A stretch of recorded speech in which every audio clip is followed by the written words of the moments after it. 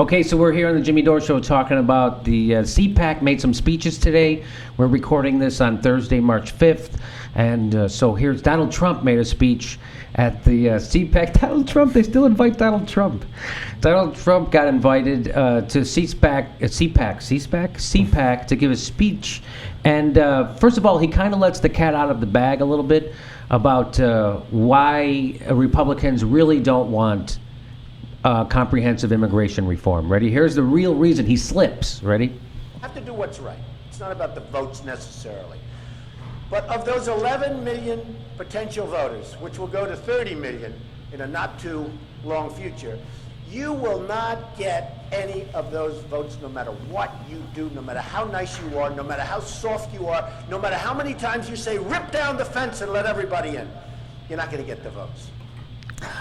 So that's why you shouldn't give human beings the dignity of working legally in America and being a citizen and participating in democracy, is because they're not going to vote for you anyway, so screw them, right? I don't give a... We only really care about immigrants who are going to vote our way. Isn't that what it says in the Constitution? Give me you're tired, you're humbled, you're this... Anyway, if you're going to vote for us, come on in. Whatever you say. I don't care. You're humbled masses. Whatever you're doing, yearning to be free, whatever. Yearning to vote Republican. That's what he's talking about. So he just kind of let it out of the bag there? Yeah, and also he's entirely wrong, because you're talking about among Latin Americans who are often deeply religious, right?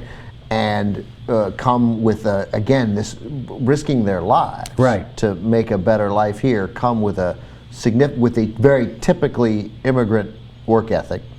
There is absolutely nothing that if that party were just different and didn't demonize them all the time, and talked about, no, we're going to help you a little bit, but ultimately you're going to have to do this on your own, and here's the way. I would totally respond to it, but they can't help but being like, Brown. So the way they talk about him now, like, they get it. There's not a Latin American in the United States who doesn't hear one of these Republicans talk for a couple seconds and be like, all right, and I see where you guys are coming from. You hate me, and you hate everyone like me. Yes. Yeah. I really don't have that much to say about Donald Trump. I cannot believe he's in the public discourse anymore. I unfollowed him on Twitter. Actually, now when people retweet him that I follow, I unfollow them. I can't believe we give him any legitimacy. He is a game show host, and that's it. You're right. He's a rich guy who got rich from his dad, and I don't begrudge him that. But he's made a lot of bad mistakes, but then just with his clout has just hung around, and he's a game show host, and that's it. And he's a buffoon, and that he's the star of this freaking thing. And he's not afraid to be a buffoon. Like, he loves it. He loves being the loudest idiot at the party. Yeah. He doesn't mind it at all, and he has no shame. That's the weird thing about the right.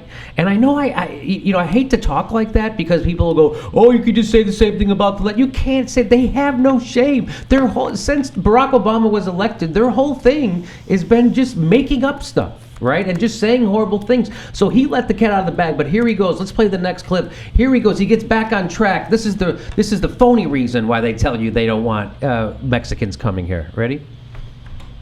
So with immigration, you better be smart and you better be tough, and they're taking your jobs, and you better be careful. Cause they're taking your jobs. Not his job. Don't worry about that, because they're never going to get up that high. But they're taking your job. The immigrants are coming here to take your jobs. Again, because you see all the Americans line up to pick grapes. Yeah. You see that, right? It's such race baiting. It's awful. It's awful. It's exactly what it is. That's Donald Trump. Anything, Ben? Yeah, because that's the thing. If you treated them seriously and didn't say things like they're going to take your jobs, that's why they're not going to vote for you. Because you say things like that. Because you've just said that. They're different. They're coming for you. They're taking your jobs. Right. They're demonizing you. Yes. And by the way, if they take your jobs, it's because they're doing it better and they're working harder because they want it more. And what's funny? If sorry, go ahead. Well, what he's trying to do, and as he goes around the country, I guess it was in BuzzFeed, this really interesting profile of him, and which I'm sure he ultimately hated. But he's talking about now running for governor of New York. Yeah. Because for him, we all know what's going to happen. He's not going to run. Not a goddamn thing. Of course he's not going to run for governor.